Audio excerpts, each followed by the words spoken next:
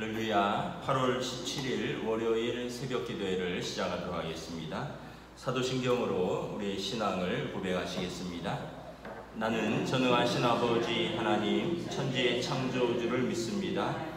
나는 그의 유일하신 아들 우리 주 예수 그리스도를 믿습니다.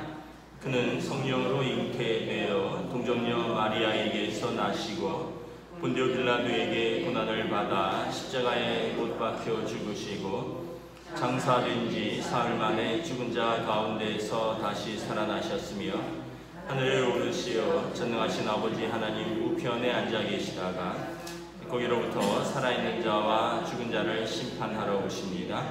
나는 성령을 믿으며 거룩한 공교회와 성도의 교제와 죄를 용서받는 것과 몸의 부활과 영생을 믿습니다. 아멘. 찬송가 310장 찬양하시겠습니다. 찬송가 310장입니다.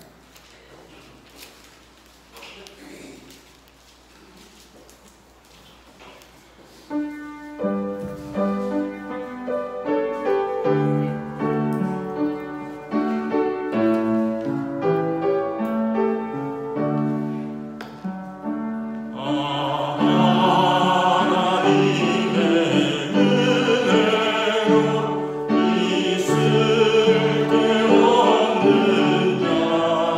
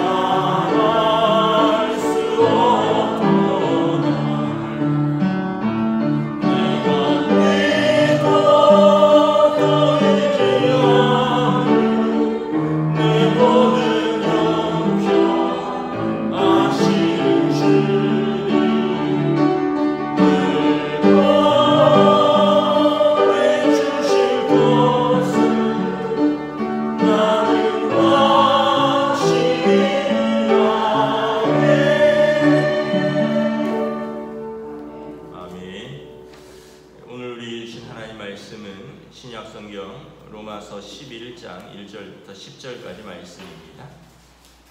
신약성경 로마서 11장 1절부터 10절까지 말씀입니다. 신약성경 254쪽입니다. 다 찾으신 줄 알고 저와 여러분들이 한 절씩 교도하도록 하겠습니다.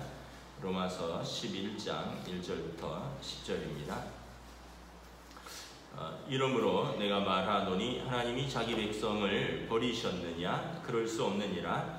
나도 이스라엘인이요 아브라함의 씨에서 난 자요 베냐민 지파라. 하나님이 그 미리 아신 자기 백성을 버리지 아니하셨나니 너희가 성경이 엘리야를 가리켜 말한 것을 알지 못하느냐? 그가 이스라엘을 하나님께 고발하되 주여 그들이 주의 선지자들을 죽였으며 주의 제단들을 헐어버렸고 나만 남았는데 내 목숨도 찾나이다 하니 그에게 하신 대답이 무엇이냐? 내가 나를 위하여 바알에게 무릎을 꿇지 아니한 사람 7,000명을 남겨두었다 하셨으니 그런즉 이와 같이 지금도 은혜로 택하심을 따라 남은 자가 있느니라. 만일 은혜로 된 것이면 행위로 말미암지 않음이니 그렇지 않으면 은혜가 은혜되지 못하느니라. 그런즉 어떠하냐? 이스라엘이 구하는 그것을 얻지 못하고 오직 택하심을 입은 자가 얻었고 그 남은 자들은 우둔하여졌느니라. 기록된 바 하나님이 오늘까지 그들에게 혼미한 심령과 보지 못할 눈과 듣지 못할 귀를 주셨다 함과 같으니라. 또 다윗이 이르되 그들의 밥상이 올무와 덫과 거치는 것과 봉이 되게 하시었고 그들의 눈은 흐려보지 못하고 그들의 눈은 항상 굳게 하옵소서 하였느니라. 아멘.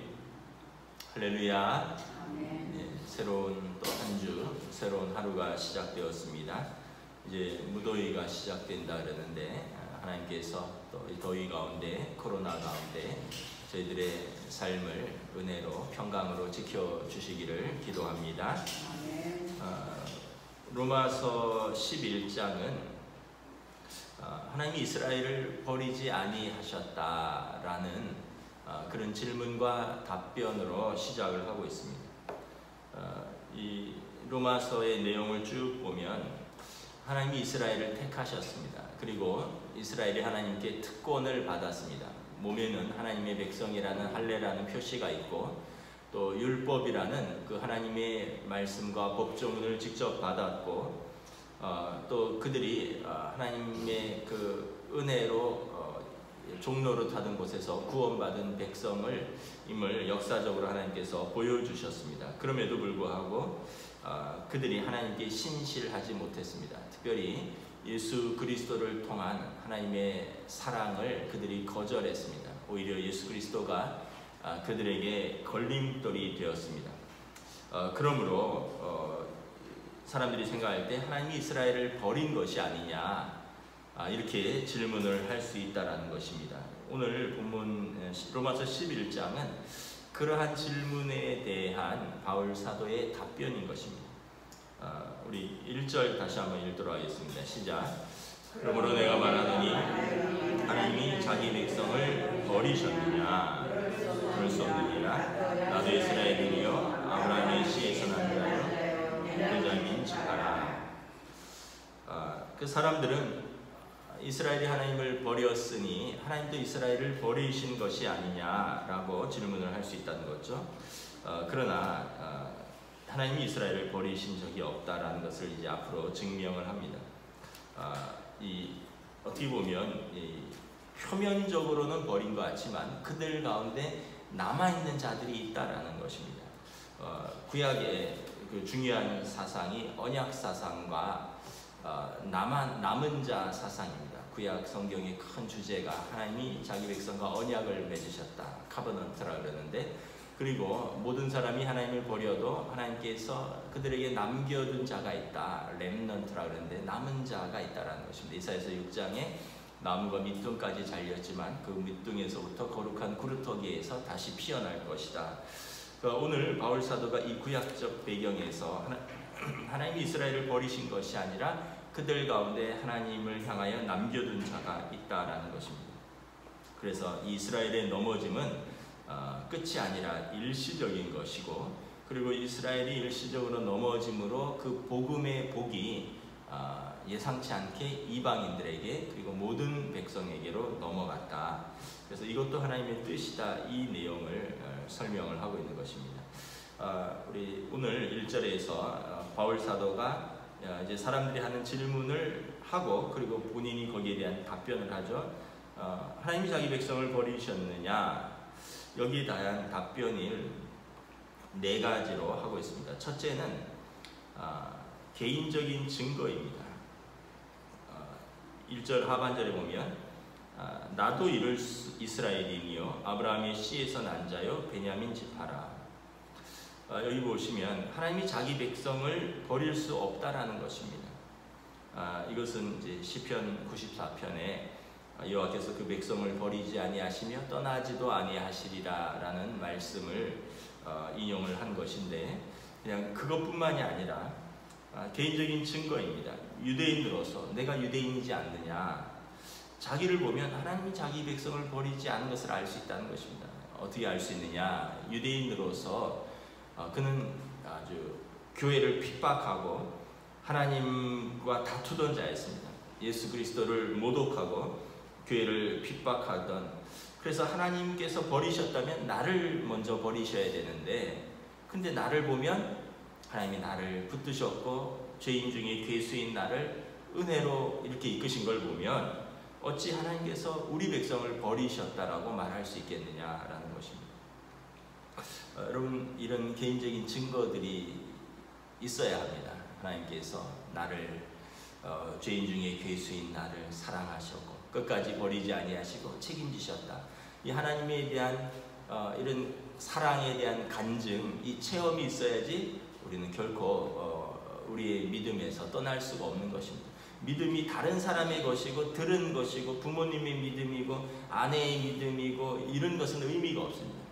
그 믿음이 나의 믿음이 되어야 되는 것입니다. 아브라함의 하나님, 이삭의 하나님, 야곱의 하나님으로, 조상들의 하나님으로 끝나서 되는 것이 아니라 나의 하나님으로 고백되어야 되는 것입니다. 바울 사도가 예수님을 만나고 나서 나를 보니 하나님이 자기 백성을 버리실 리가 없다라는 것입니다. 반대자요 핍박자였고 모독자였던 나를 하나님께서 이렇게 쓰시지 않느냐. 두 번째는 신학적인 증거입니다. 2절 함께 읽도록 하겠습니다. 시작. 하나님이 그 미리 아신 자기 백성을 버리지 아니하셨나니 너희가 성경이 엘리야를 가리켜 말한 것을 알지 못하느냐. 그가 이스라엘을 하나님께 고발하되, 2절에 보면 상반절에 하나님이 그 미리 아신 자기 백성을 버리지 아니하셨다라고 말합니다. 미리 아셨다라는 것은 그 하나님의 성품 중에 이제 선제성, 또 전지, 전능 이런 것이 하나님의 이 주권적인 선택. 미리 안다라는 것은 미리 사랑하시고 미리 계획이 있고 미리 선택하다 이런 의미인 것입니다. 하나님께서 미리 아셔서 선택한 자기 백성을 그들이 패역하다고 한다 할지라도 어떻게 버리겠느냐라는 것입니다. 구약 성경에 보면 신약 성경도 그렇지만 하나님과 이스라엘을 아버지와 자식의 관계로 비유합니다. 여러분, 세상의 부모들은 못난 부모도 있고 자격 없는 부모도 있어서 자식을 버리는 부모가 있습니다. 그러나 성경에 보면 하나님이 어찌 자기 자식을 버리겠느냐 이런 표현이 나옵니다. 결과적으로 여러분, 부모는 자식이 잘못했다고 해도 자식을 버릴 수가 없습니다. 반대로 자식이 부모를 떠나는 것이지 자식이 부모를 버릴 수는 있어도 하나님의 성품의 입장에서 보면 하나님 아버지가 자식을 버릴 수 없다는 것입니다. 그러니까 이스라엘이 하나님을 떠난 것이지 하나님이 이스라엘을 버린 적이 없다라는 것입니다. 이것이 이제 신학적으로 하나님이 이스라엘을 결코 버릴 수 없는 증거라는 것입니다. 미리 아시고 택하신 자기 자식을 하나님은 버리실 수 없는 분이다. 하나님의 그 신실하신 성품을 볼 때 이스라엘이 하나님을 떠난 것이다라는 것입니다. 세 번째, 바울이 이제 성경적인 증거를 제시합니다. 우리 3절 좀 읽었는데 다시 3절, 4절, 5절, 3절, 4절 우리 읽도록 하겠습니다. 시작. 주여 그들이 주의 선지자들을 죽였으며 주의 제단들을 헐어버렸고 나만 남았는데 내 목숨도 찾나이다 하니 그에게 하신 대답이 무엇이냐? 내가 나를 위하여 바알에게 무릎을 꿇지 아니한 사람 7,000명을 남겨두었다 하셨으니, 성경이 엘리야를 가리켜 말하다 2절 하반절부터죠. 우리가 이제 열왕기 상에 보면 엘리야 시대의 일들을 기록하고 있습니다. 이제 엘리야가 그 갈멜산에서 바알과 아세라 선지자 850대 1로 승리하고 나서 이제 이세벨이 아주 악독하고 사악한 이세벨이 이제 엘리야 선지자를 잡아 죽이려고 현상금을 겁니다. 그래서 엘리야가 이제 도망을 가죠. 도망을 가다가 이제 어떤 사막으로 피하고 동굴로 피신해서 3절에 보면 그가 하나님께 탄원합니다. 자신을 압박하는 이 이세벨 뿐만 아니라 어떻게 이스라엘이 이렇게 무너졌느냐라는 것이죠. 그러면서 3절에 이렇게 이야기하죠. 주여 그들이 주의 선지자들을 죽였으며 주의 제단들을 헐어버렸고 나만 남았는데 내 목숨도 찾나이다. 하나님, 내가 하나님의 그 선지자로 나만 남았습니다. 이제 나를 하나님이 지켜주셔야 됩니다. 이렇게 탄원을 하는데 하나님이 뭐라고 답변하셨다는 거죠. 내가 나를 위하여 바알에게 무릎을 꿇지 아니한 사람 7,000명을 남겨두었다. 그러니까 이스라엘의 민족의 배교는 전면적인 배교라는 것이 아닙니다. 이 수적으로 엘리야가 생각할 때 다 죽고 나만 남은 것 같은데 엘리야가 착각했다는 거죠. 하나님은 엘리야 외에도 이스라엘 곳곳에 하나님을 경외하는 선지자들을 무려 7,000명이나 더 남겨두셨다라는 것입니다. 이제 저희가 이제 신학교에서 이제 배울 때 가끔 그렇게 가르치는 선생님들이 있었습니다. 우리가 교만해서 하나님 나를 신학교로 부르셨으면, 나를 주의 종으로 부르셨으면 하나님이 내 인생 책임져야 되지 않으십니까? 하나님 나를 안 쓰시면 손해입니다. 근데 교수님이 뭐라 그러냐면 너의 착각이다. 너 말고 7,000명이나 더 있다. 그러니까 우리는 언제나 겸손해야 된다는 것입니다. 그래서 나를 안 쓰면 하나님이 손해다? 그것도 일종의 교만이라는 거죠. 여러분, 우리가 하나님께 쓰임받는 것, 하나님께 충성하고 하나님께 쓰임받는 것은 영광이요 특권이지, 나를 안 쓰면 하나님이 손해다, 나만 남았습니다, 이런 것은 영적인 교만에 불과하다는 것입니다. 그래서 저희 이제 그때 그 교수님이 그 말 이후로 많은 사람들의 생각이 좀 바뀌었습니다. 나만 남았습니다가 아니라 나 말고도 7,000명이나 더 있는데 하나님 나도 껴주십시오, 나도 좀 써주십시오, 이렇게 조금 마음이 바뀌었습니다. 이제 그것은 엘리야 때의 일만이 아니라는 것입니다. 5절 한번 읽도록 하겠습니다. 시작. 그런즉 이와 같이 지금도 은혜로 택하심을 따라 남은 자가 있느니라. 지금도 그렇다는 것입니다. 바울 시대에는 여러분 그 1세기, 2세기의 그 초대교회의 시대입니다. 여러분 사도행전 2장에 보면 베드로가 설교한즉 하루에 3,000명씩 회개하고 돌아왔다 했습니다. 그 사람들이 누구냐면 유대인입니다. 예루살렘에 있는 유대인들입니다. 그러니까 지금도 예루살렘에 수만 명의 유대인들이 믿고 있는 것입니다. 이제 바울 사도 시대를 이야기하는 것입니다. 그러니까 바울 사도가 이야기하는 것은 하나님이 우리 백성을 버리지 않았다는 것을 이야기하는 것입니다. 예루살렘 그 엘리야 시대에 다 죽고 다 버린 것 같아도 하나님이 그들에게 하나님을 경외하는 사람 선지자들을 7,000명을 남겨둔 것처럼 지금도 다 예수 그리스도를 거절하고 다 하나님을 떠난 것 같지만 지금도 보면 설교를 듣고 복음을 듣고 돌아오는 사람 수만 명이 있다는 것입니다. 그러면서 이것은 은혜, 하나님의 은혜다라고 말을 합니다. 우리 6절 함께 읽도록 하겠습니다. 시작. 만일 은혜로 된 것이면 행위로 말미암이니 그렇지 않으면 은혜가 은혜되지 못하리라. 5절에 보면 지금도 은혜로 택하심을 따라 남은 자가 있느니라. 아까 말씀드린 대로 초대교회에 하루에 3,000명씩 회개하고 돌아온 사람들이 있었다 그랬죠. 근데 은혜라는 것은 하나님이 그들을 은혜로 남겨두셨다라는 것입니다. 그러면서 6절에 은혜가 무엇인지를 설명합니다. 행위와 관계없다는 것입니다. 그러니까 행위는 마땅히 받을 삭시라는 것입니다. 그들의 의로 하나님이 그들을 남긴 것이 아니라 하나님이 그들의 믿음을 보고 남기셨다는 것입니다. 그들의 의는 하나님께 미치지 못하지만 하나님께서 그들의 작은 믿음을 보고 하나님께서 그들을 남기셨으니 이것이 은혜가 되지 않느냐라는 것입니다. 만일 그들이 하나님의 의에 합당한 행위를 갖추고 있다면 그것은 은혜가 아니라 공로가 될 것입니다. 그래서 은혜로 된 것이면 행위로 말미암지 않으니 그렇지 않으면 은혜가 은혜되지 못하느니라.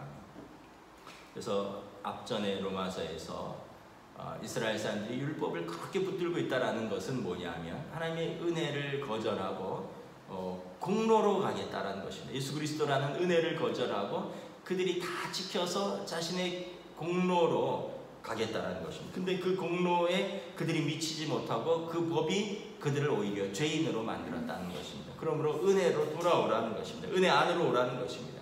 바울이 말씀하는 것은 이 행위로 구원을 얻는 것이 아니라 하나님의 은혜로 얻는 것이고 구원의 주도권은 그 의와 공로를 붙드는 우리에게 주도권이 있는 것이 아니라 은혜를 베푸시는 하나님께 구원의 주도권이 있다는 것을 말씀을 하는 것입니다.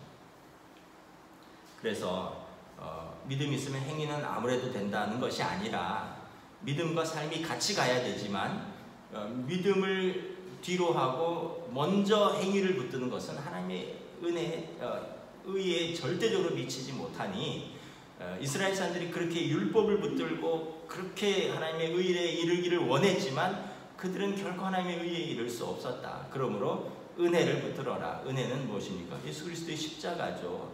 로마서 3장에 그리스도의 십자가의 속량으로 우리가 값없이 의롭다함을 얻었고 그의 십자가의 보혈로 우리가 하나님과 화목하게 되었고 하나님께서 전에 지은 우리의 죄를 간과하셨고 하나님의 의로우심을 보여주셨고 믿는 자들을 또한 의롭다 하신 그 은혜를 붙들라는 것입니다.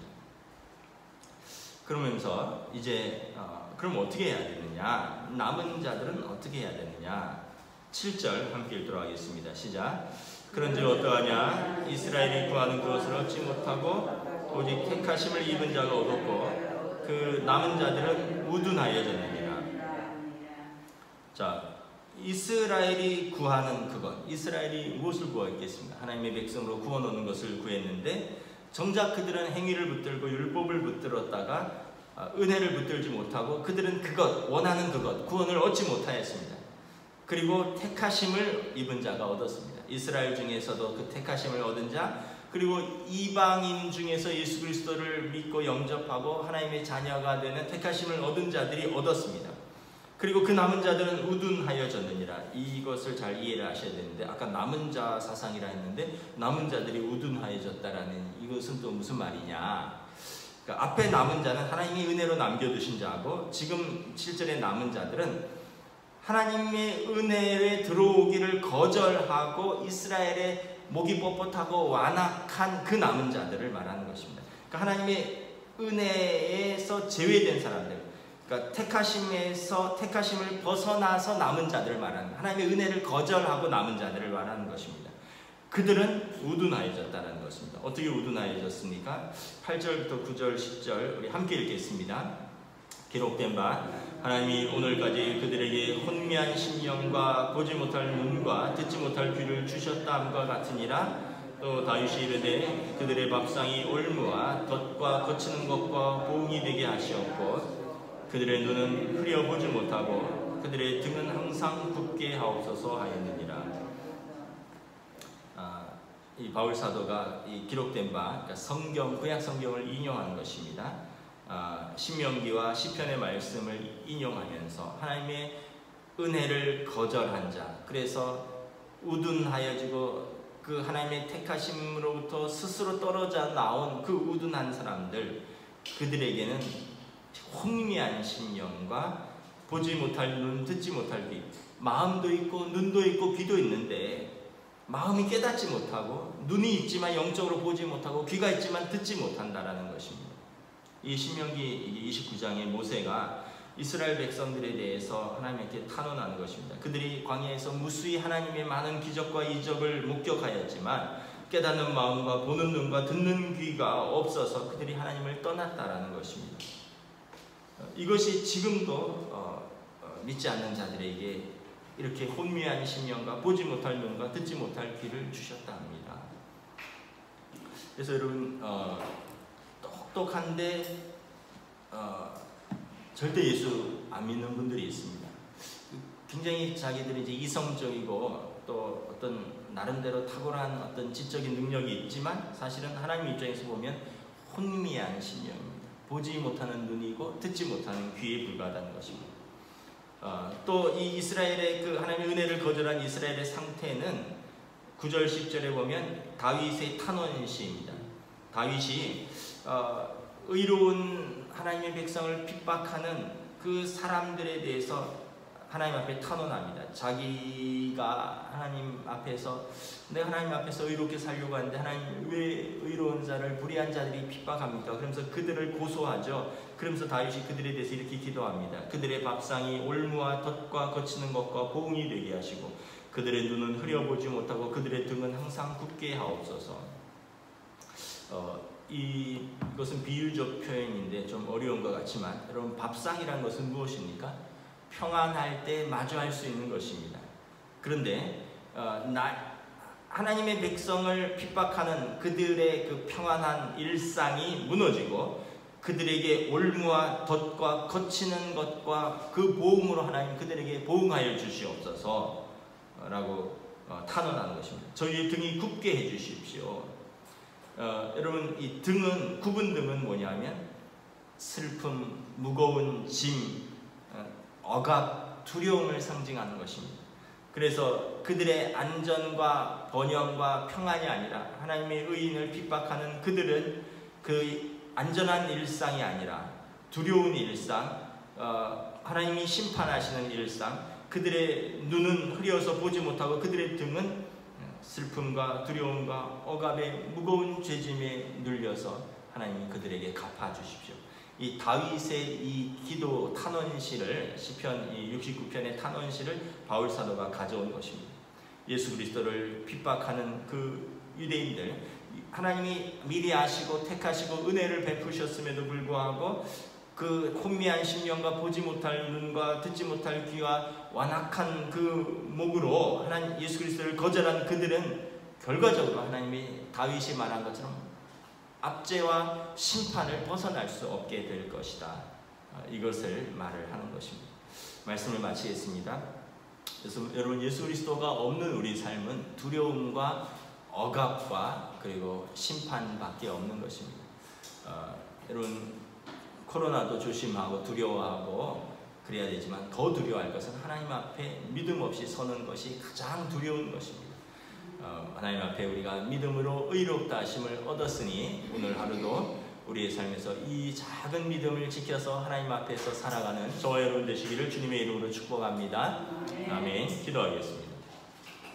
하나님 은혜를 감사합니다. 오늘 바울 사도께서 하나님께서 자기 백성을 버리신 일이 없다라고 말합니다. 어찌 하나님이 자기 백성을 버릴 수 있겠느냐? 미리 아시고 미리 택하신 자기 백성, 개인적인 자신의 고백과 신학적인 근거와 성경적으로 이스라엘이 아무리 패역해도 그들 가운데 이미 7,000명이나 남겨두신, 은혜로 남겨두신 사람들이 있었던 것처럼 지금도 하나님을 경외하고 하나님께서 은혜로 택하신 자들이 곳곳에 남아있다. 그러므로 우리가 하나님 앞에 서는 것, 믿음으로 예수 그리스도를 붙들고 있는 것이 중요하지, 누가 선택받았고 누가 선택받지 못했고, 하나님이 이스라엘을 사랑하고 이방인을 미워하고 하나님이 이스라엘을 그러므로 이제는 버렸고 이방인을 사랑한다, 이런 것에 붙들리는 것이 아니라 내가 믿음으로 하나님의 은혜 가운데 서는 것이 중요하다라고 말씀하는 것입니다. 오늘 이러한 믿음을 가지고 참으로 두려운 일상 속에서 안전과 일상이 무너지는 이때 무엇보다 우리의 믿음이 무너지지 않게 하시고 무엇보다 하나님 앞에서 담대하게 살아갈 수 있도록 하나님의 의로우신 백성들을 지켜주시고 인도하여 주시옵소서. 감사를 드리오며 우리 주 예수 그리스도 이름으로 기도드리옵나이다. 아멘. 하늘에 계신 우리 아버지, 아버지의 이름을 거룩하게 하시며 아버지의 나라가 오게 하시며 아버지의 뜻이 하늘에서 같이 땅에서도 이루어지게 하소서. 오늘 우리 일용할 양식을 주시고 우리가 우리에게 잘못한 사람을 용서하여 준 것 같이 우리 죄를 용서하여 주시고 우리를 시험에 빠지지 않게 하시고 악에서 구하소서. 나라와 권능과 영광이 영원히 아버지의 것입니다. 아멘.